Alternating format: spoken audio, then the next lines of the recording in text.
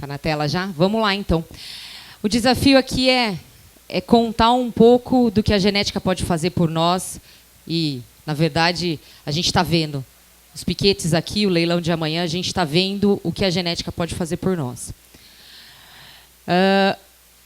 Mas antes disso, vamos dar uma olhadinha no mercado. Vamos ver o que o mercado está nos pedindo. A gente acredita que a genética é a ponta da cadeia, o começo, é uma das primeiras decisões que fazemos, mas que impacta completamente no resultado final. Essa é a distribuição do rebanho mundial hoje. A Índia com 31%, o Brasil com 24% e a China e os Estados Unidos com 10% do rebanho mundial.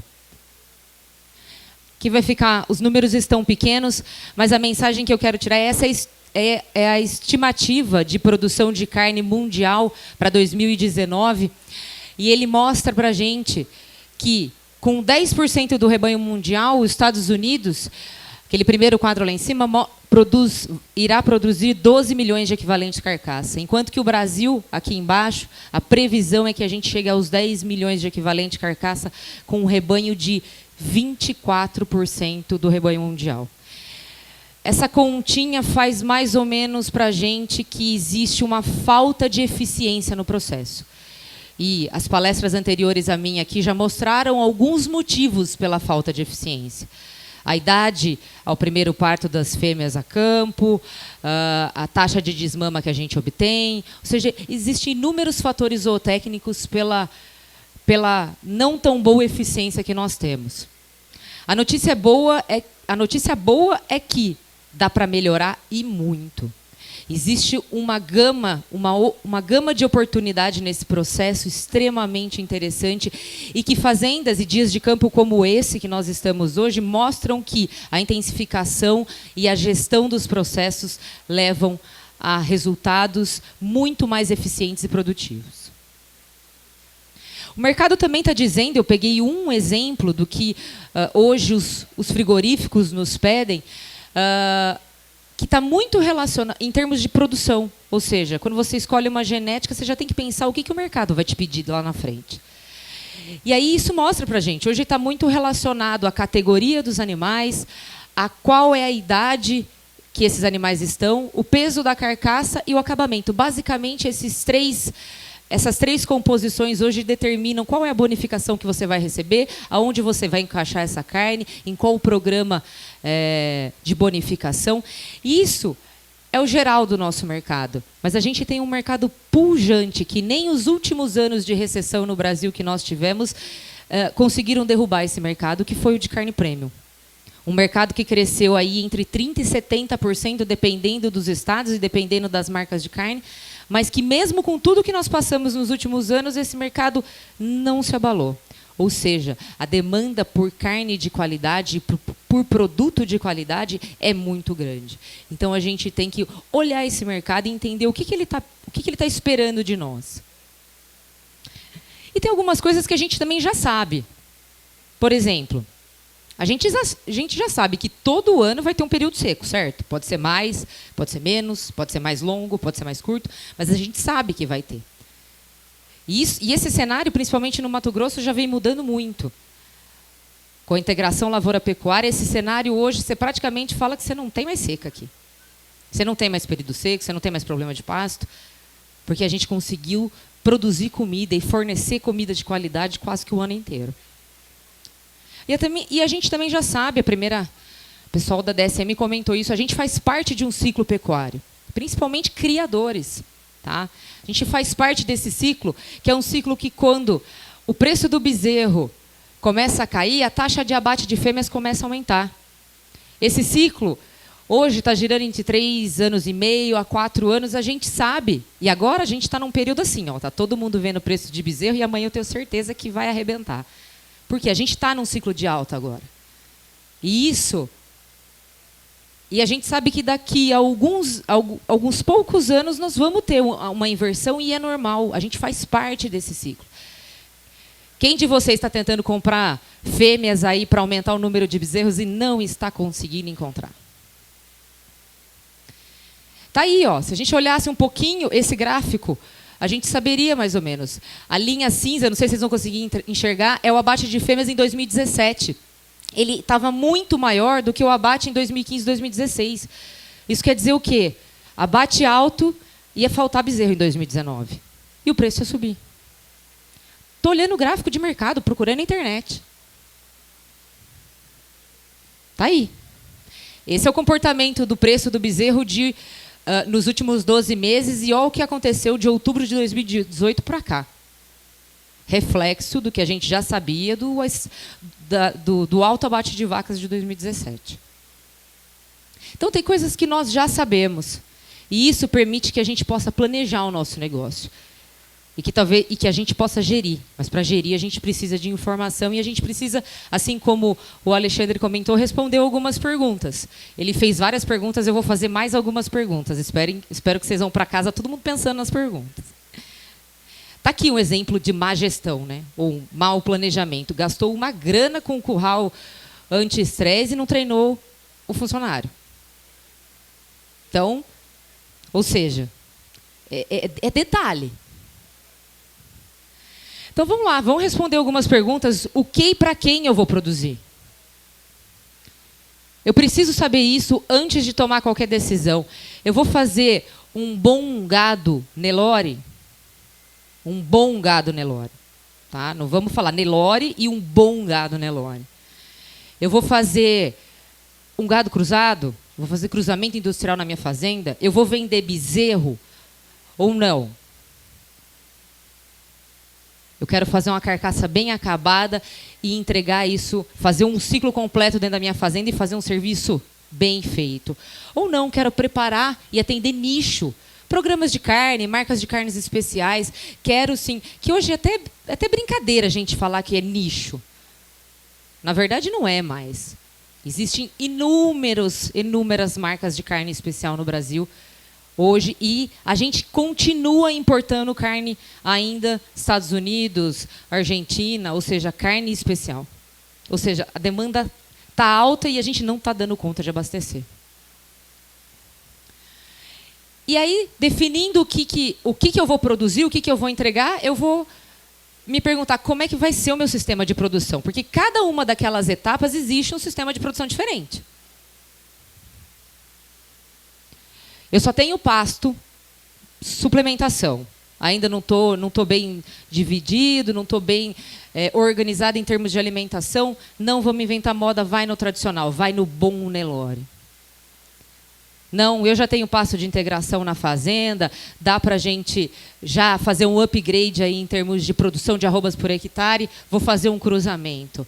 Ou não, tenho confinamento no final, todas as fotos, a maioria delas, essas últimas duas fotos aqui da Agropecuária Leopoldino, e eu vou fazer um confinamento no final. Ou não, eu vou fazer um tricross de cimental preto super precoce. Eu vou desmamar, colocar no coxo e vender isso como uma carne super premium. Depende. Essas duas perguntas, elas exigem planejamento. Por quê? Porque a decisão que os senhores tomarem agora, em 2019, quanto a qual raça vai fazer, se vai fazer cruzamento, se não vai fazer cruzamento, esse planejamento agora, a inseminação de 2019, ela vai refletir, para quem faz ciclo completo, num sistema normal, num abate em 2022. Então, o que eu vou ter para o meu gado comer em 2022? Como que eu vou terminar esse gado? O que ele vai passar na desmama? O que ele vai passar na recria? Eu preciso pensar a longo prazo. A decisão da genética vem agora, mas o resultado vem lá na frente. E a gente sabe que nem sempre aonde vai um gado zebu, as condições que esse gado precisa, é aonde vai um gado cruzado e muito menos aonde vai um tricruzamento. A gente precisa entender que a necessidade nutricional de desses diferentes cruzamentos é extremamente importante a gente identificar essas necessidades e saber o que eu posso fazer na minha fazenda. Ou se hoje eu estou preparado para fazer isso. Ou melhor, se eu estarei preparado para criar esses animais quando eles parirem. Porque a gente pode ter resultados completamente diferentes. Vizinho. pode ter resultados. O mesmo sêmen, o mesmo touro pode ter resultados completamente diferentes. Se a gente não tiver todo... Vocês podem perceber que todas as outras palestras já falaram de genética aqui. Ela faz a diferença, mas a nutrição, ela dá oportunidade para essa genética se expressar. E aqui eu queria agradecer ao Grupo Mantiqueira, que nos cedeu alguns slides, um confinamento e Boitel com uma estrutura excepcional aqui pertinho de nós, aqui em Água Boa. Nos cedeu alguns slides para a gente fazer uma comparação. Aqui vai ficar talvez um pouco difícil para vocês enxergarem os números. Aqui é um banco de dados de 40 mil animais machos Nelore. E está aqui, ó, rendimento 57,5, peso de carcaça. Gravem esses números que eu vou passar para o próximo slide. 23 arrobas, vamos chamar aqui a atenção, 138 dias de confinamento, consumo de matéria seca ali 11,4. Aí a gente vem aqui, também lá do Grupo Mantiqueira, 5.400 dados aí de F1 Angus. A gente tem um rendimento de 57, um peso de carcaça de 24,24 arrobas, dias de confinamento de 142 e o consumo de matéria seca de 11,58. Estatisticamente não tem diferença nenhuma. Os dados são muito similares e bons dados. Só existe uma diferença nesses dados. O F1 Angus é 1 ano mais jovem do que aquele banco de dados dos animais Nelore. E não é porque um é melhor do que o outro. É que F1 Angus, a gente explora um negócio chamado heterose. E contra ela não tem ninguém que possa fazer nada diferente. A heterose ela é basicamente a gente ter média acima da média dos pais. Ou seja, se eu tenho dois, mãe e pai bons, da mesma raça, eu tenho normalmente a média entre eles de resultado. A heterose me dá acima dessa média. Então, não tem quem bata esse número. E, óbvio, a gente tem aqui complementaridades entre raças, a gente tem inúmeras vantagens nesse processo. Não é à toa que os animais bezerros cruzados, hoje eles são mais valorizados no mercado do que os Nelore. E aqui eu mostro alguns dados que eu peguei, o Gustavo me passou um banco de dados aqui do confinamento da Califórnia e a gente deu uma pincelada nele, na verdade só juntamos os dados para mostrar, obviamente vocês não vão enxergar os números, mas vocês vão ver as cores. Essa cor verdinha que aparece lá em cima são os meios sangue Angus. Então vocês podem ver ali, ó, que ganho de peso dia, ganho de peso de carcaça dia, o Angus está em cima. Consumo de matéria seca, o Angus. Mas e a conversão? O Angus. Peso de carcaça na saída, Angus. Aqui tá invertido o gráfico. Dias de confinamento. O Angus é o menor dia de confinamento entre as raças. Aqui só tem cruzados e números cruzados. E eficiência biológica, Angus. Ou seja, uma raça selecionada há mais de 100 anos, uma raça selecionada para produzir carne, com o que a gente tem de melhor em termos de vacas ou de rebanho zebuíno no Brasil, a gente consegue resultados realmente espetaculares. E aí a gente não podia deixar de falar delas, que é o que a gente, se vocês forem andar por aí, vocês vão ver que o Grupo Leopoldino tem usado e explorado todo o potencial de uma fêmea F1 Angus Nelore. E eu digo que ela é sinônimo de oportunidade. Se a gente precisa fazer mais bezerro na fazenda, a gente consegue fazer com ela. Com 1 ano antes, e ainda assim, se você quiser descartar ela na desmama do bezerro, ela ainda pega preço de boi, se ela não pegar bonificação em vários programas de carne. Por quê? Porque ela é jovem, ela desmama um bezerro com 30 meses, ela emprenha com 12. E eu digo que ela, sim, é sinônimo de oportunidade. A gente pode, óbvio, mais dados aí do Grupo Mantiqueira, a gente pode, sim, tirar o proveito dela hoje. A gente tem que pensar que a gente pode, sim, usar ela como uma fonte de carne de qualidade, porque hoje todos os programas de carne de qualidade, carne premium, hoje, a grande maioria é feito de novilhas. Por quê? Porque a gente praticamente não castra nesse país. Então, ou é macho castrado ou é novilha. Como a gente praticamente não castra, é novilha que atende esses mercados. Então, sim, existe uma grande oportunidade. A gente só tem que tomar cuidado que ela é extremamente precoce, para a gente não perder dinheiro e deixar ela depositar gordura demais sem atingir o peso que é interessante para nós. Tá? E por isso que usar essa fêmea pelo menos uma estação se torna extremamente interessante. Ela tem mais tempo de crescer. Ela consegue crescer, abrir a caixa e depois a gente já desmama ela. Diazinhos de confinamento, ela está bem acabada e pesada e você consegue ainda abater. Ou se não, como Gustavo gosta demais, fala assim, é bom demais, deixa ela aí parindo que tá bom demais. E aí tem algumas fotos tiradas aqui também do Grupo Leopoldino. E esse é um charolês, vocês podem ver na prática ali depois nos piquetes. Esse é um charolês numa F1, essa é a mãe dele. Esse é um cimental preto numa F1. Aliás, tem um lote de cimental preto espetacular que eu fiquei babando ali. 345 quilos. E eu não vi as fêmeas ainda, falaram que tá maravilhosa, mas os machos estão um espetáculo.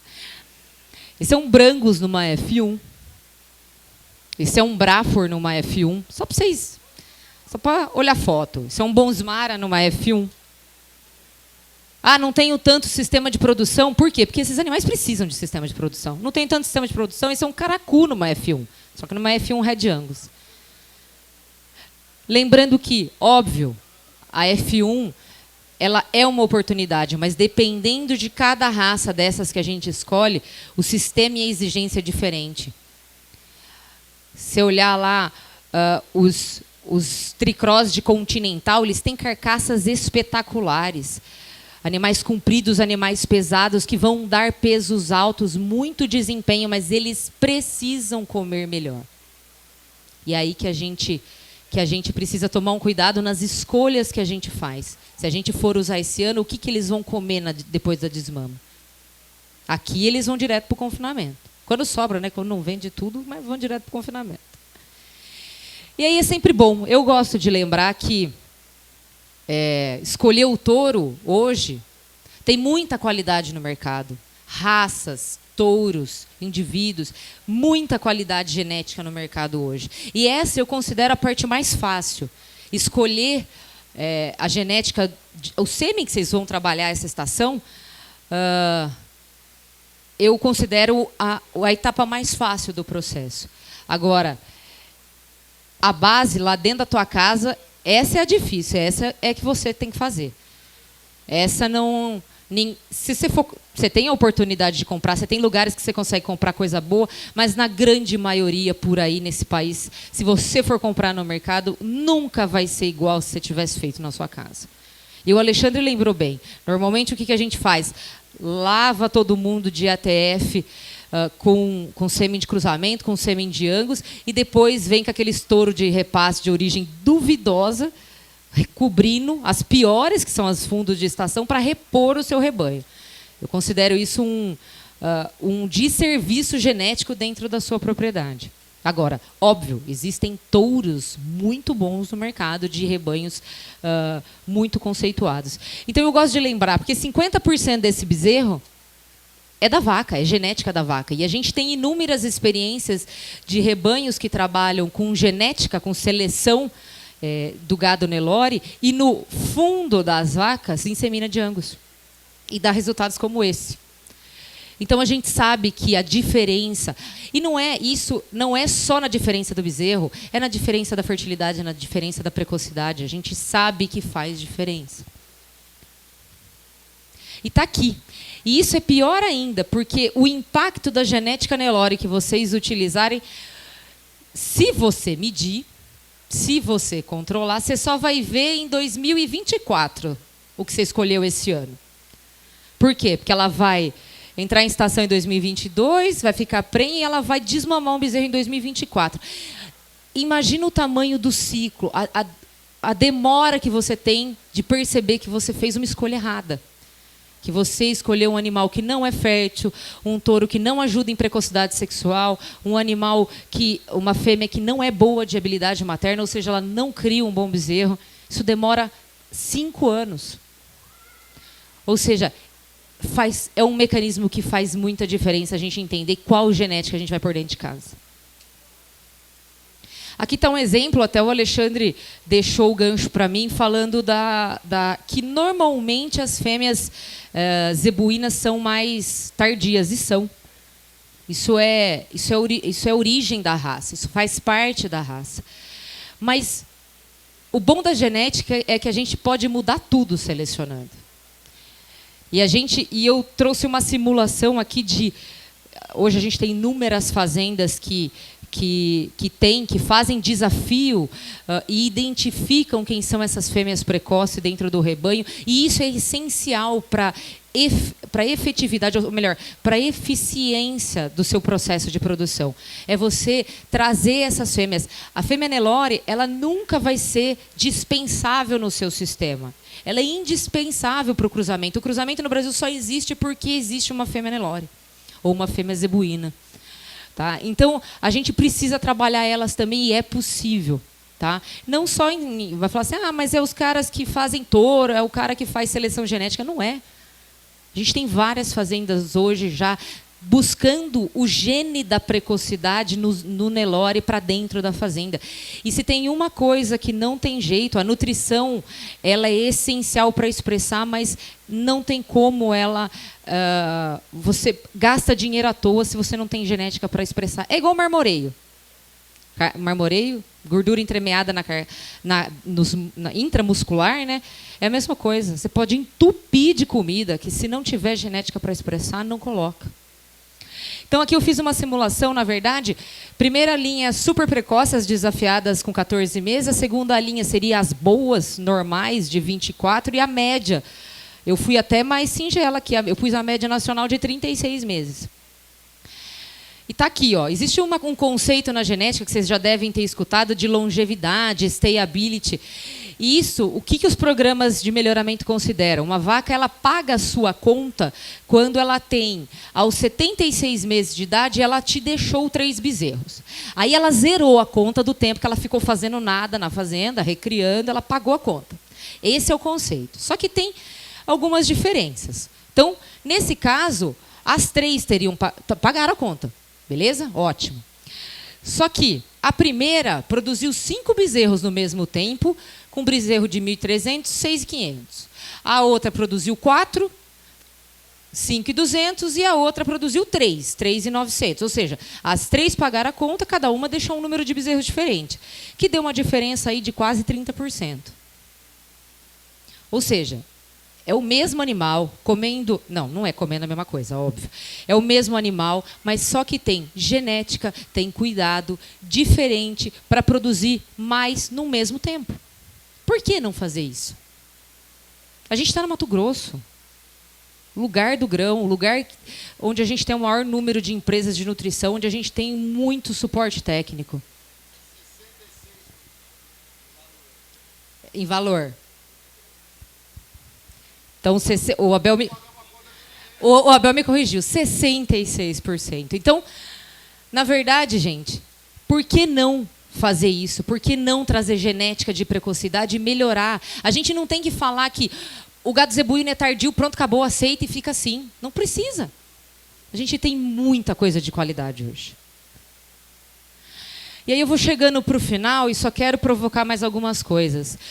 Todo mundo fala, fertilidade, eu quero um gado fértil, meu gado é fértil, ou bom de ATF. Fertilidade em si, ela tem 2 principais pontos. Um é genética, já falei. Outro é nutrição. Todo mundo já falou que precisa da condição, score corporal. E a gente tem outros que é o resultado da IATF. Que normalmente todo mundo vai lá e a primeira coisa que... Onde é que está o problema? Eu quero mais, por que não dá mais? Primeiro, eu tenho genética, eu tenho nutrição, e aí mostra, eu tenho uma diferença significativa de prenhez dependendo do score corporal. Aqui não é nem para prestar muita atenção nos dados, é só para a gente falar do que influencia. Eu tenho diferença na taxa de prenhez por inseminador. dentro da sua fazenda. Olha lá, um dá 61, outro dá 49, outro dá 56 do resultado final. Ou seja, o dia do cara, ou um cara que está começando agora, ou um cara que precisa fazer uma reciclagem, faz diferença. E a raça faz diferença também? Faz diferença e faz diferença por inseminador. Eu só estou cruzando informações. E aí, e os touros fazem diferença? Fazem também. Tem touro melhor, tem touro pior, tem fase de touro. Touro é um animal sêmen, gente. O animal é biológico. Ele está lá e ele tem um dia ruim como todo mundo de nós temos. Então, existe diferença? Existe diferença. Ó, touros com resultados diferentes, um de 46, outro de 51, dependendo do score da vaca. Então, não é só o touro que manda, é o mesmo touro com resultados diferentes. Por quê? Porque a vaca não está em condição. E eu só sei tudo isso porque eu medi. Porque eu tive um banco de dados. Porque eu geri essa informação dentro da minha fazenda. E quantos por aí não têm essa informação? Nem reprodutiva, nem da taxa de desmama, nem do quanto desmamou por animal. Ou melhor, como é que você seleciona uma vaca se você não sabe qual é o bezerro dela e qual que é o peso de desmama dela? Porque seleção de vaca é muito fácil. Vê o peso do bezerro. Vê a desmama dela. Mas e aí se a gente não sabe, se a gente não mede? Isso é informação. O Alexandre já falou, o vídeo já falou, mas eu queria só mostrar para os senhores que a gente tem à disposição de clientes e parceiros um software de gerenciamento, de gestão reprodutiva. Ou seja, a gente quer ajudar a encontrar os gargalos do resultado da inseminação. Exatamente, gratuito. Então, é um software que foi desenvolvido pela gente para fazer essa gestão, fica um histórico, trabalha offline, é algo que foi feito pela Genix e pela Global Gen, são empresas parceiras que a gente acredita que genética e reprodução está completamente ligada, e a gente fez isso para que os senhores tenham os resultados na mão, e encontre quais são os gargalos, encontre se um touro deu melhor que o outro, encontre se tem algum inseminador que precisa fazer uma reciclagem dentro da fazenda. E aí, já encerrando, eu queria deixar essa mensagem, porque nós, da genética, a gente sofre demais com a falta da coleta de dados no gado de corte, para que a gente possa mostrar que genética faz diferença no processo produtivo. É muito difícil chegar para um pecuarista que não mede nada na fazenda e falar que IATF e investir num sêmen melhor, numa genética adequada, vai fazer diferença no negócio dele se ele não mede. Tá? Então, eu queria deixar essa frase do seu Fernando Penteado Cardoso, que é: o Brasil é um país em que as pessoas acham muito, observam pouco e não medem praticamente nada. Então, vamos refletir um pouco nisso, que eu tenho certeza que a gestão do nosso negócio muda a nossa tomada de decisão e leva a gente para um caminho mais adequado. Queria agradecer novamente, deixar os meus contatos, agradecer ao Grupo Leopoldino, parabenizar por esses 10 anos de um trabalho excepcional, Gustavo pelo trabalho de acompanhamento e o trabalho junto com a Genix, que é meu confidente aí de genética. Então, obrigado a todos, um excelente dia hoje e Claro, eu volto. Um excelente dia hoje e um excelente leilão amanhã. Aproveitem que genética de qualidade eu garanto.